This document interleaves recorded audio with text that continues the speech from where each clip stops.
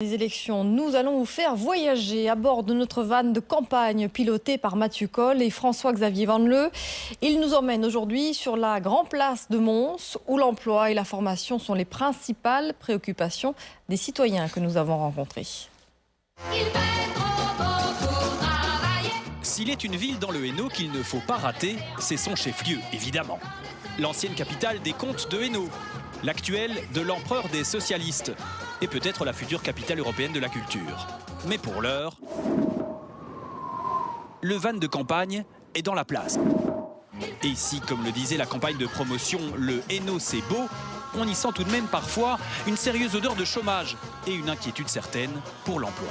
Nous sommes dans le Hainaut, c'est une région défavorisée au niveau emploi. C'est certain qu'il y a beaucoup de fermetures d'entreprises dans la région. C'est ça le souci, c'est que c'est vraiment une course à chaque fois au profit en oubliant l'aspect humain. S'il y avait moyen d'aider un peu plus les indépendants, on a besoin de personnel, notamment dans une aventure qu'on vit pour l'instant nationale. On a besoin de personnel et les coûts sont vraiment énormes. Qui est-ce qui est gagnant? Ce sont les entreprises, malheureusement, il faut le dire ainsi. Je ne suis pas anticapitaliste. Privilégier l'emploi. Et donc vous êtes la nouvelle femme de Che Guevara?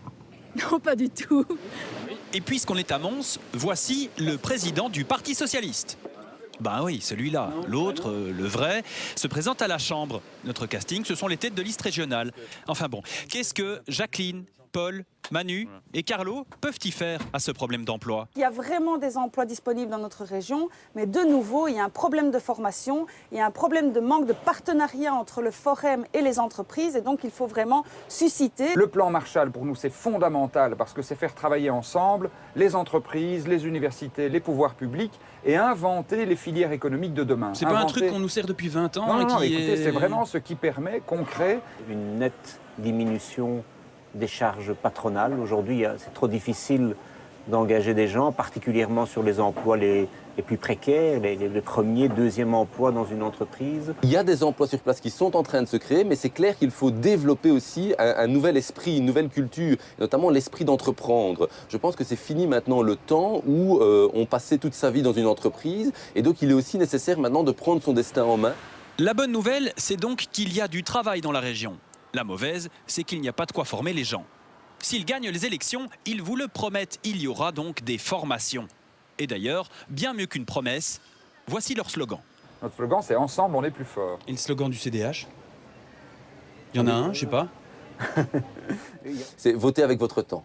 C'est l'heure du bon sens. C'est l'heure du bon sens. Il est quelle heure? Il est 10 heures. Ah, c'est très bien. Oui. Oui. Oui.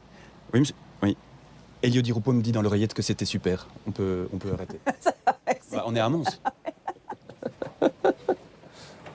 C'est Elio qui supervise la RTL alors.